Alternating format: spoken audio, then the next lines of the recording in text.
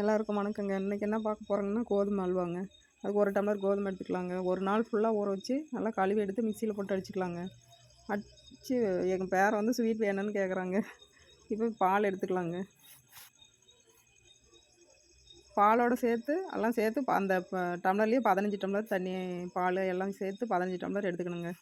இப்போ பால், நாட்டு சர்க்கரை, முந்திரி பருப்பு, பாதாம் பருப்பு எல்லாம் எடுத்துக்கலாங்க. இப்போ 2 மணி நேரம் வச்சதுனால மேலே ஆடை வந்துருச்சுங்க. அதை வந்து எடுத்துக்கலாங்க. இப்போ 15 டம்ளர் நெய் 1/4 லிட்டர் எடுத்துக்கலாங்க. அப்படியே தண்ணியாட்டம் இருக்கணுங்க. அப்போ தான் அது வெந்து வரும்போது சூப்பராக வரும் அல்வா. அந்த நெய்யை கொஞ்சம் கொஞ்சமாக ஊற்றி ஊற்றி ஊற்றி கிண்டுன்னு கிண்டணுங்க. அப்போ தான் அல்வா சூப்பராக வரும். 1 மணி நேரமாவது ஆகுங்க. கொஞ்சம் கொஞ்சமாக நெய்யை ஊற்றி ஊற்றி ஊற்றி கிண்டுங்கணுங்க. கை விடாமல் கிண்டிக்கிட்டே இருக்கணுங்க. இப்போ பாருங்கள், அரை பதம் வந்த பின்னாடி எல்லா நெய்யும் ஊற்றி விட்டேங்க. இப்போ வந்து நாட்டு சர்க்கரை போட்டுக்கலாங்க. இப்போ நாட்டு சர்க்கரை போட்ட பின்னாடி நெய் ஊற்ற வேண்டாங்க. அந்த நெய் இழுத்த நெய்யெல்லாம் இப்போ பிரியணுங்க.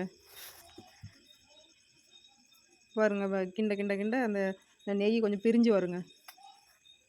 இப்போ குடித்த நெய்யை எல்லாமே பிரிஞ்சு வந்துடும். நல்லா கை விடாமல் கிண்டணுங்க.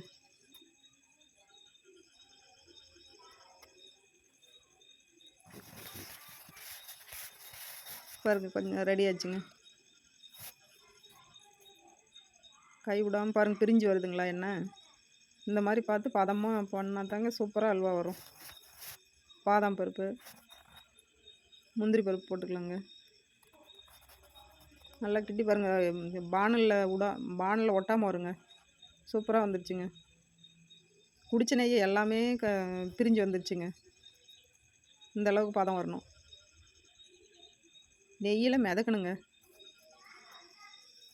எடுத்து ஒரு தட்டத்தில் எண்ணெய் தடவி எடுத்து வச்சுக்கணுங்க. நெய் தடவி பாருங்கள், ஒட்டாமல் வருதுங்களா? சூப்பராக இருக்குங்க அல்வா ரெடி. மேலே பாதாம் பருப்பு, முந்திரி பருப்பு போட்டுக்கலாங்க. சூப்பராக ரெடி ஆயிடுச்சுங்க. வாங்க சாப்பிட்டு பார்க்கலாம்.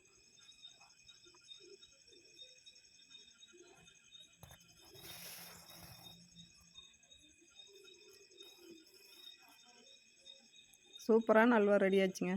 எங்கள் அம்மா வந்திருந்தாங்க. நீங்கள் சாப்பிட்டு பாருங்கம்மான்னு கொடுத்தேன். இப்போ அல்வா சூப்பராக இருக்குது, நல்லா இருக்குது. சாப்பிட்டா கூட அருமையாக இருக்குது.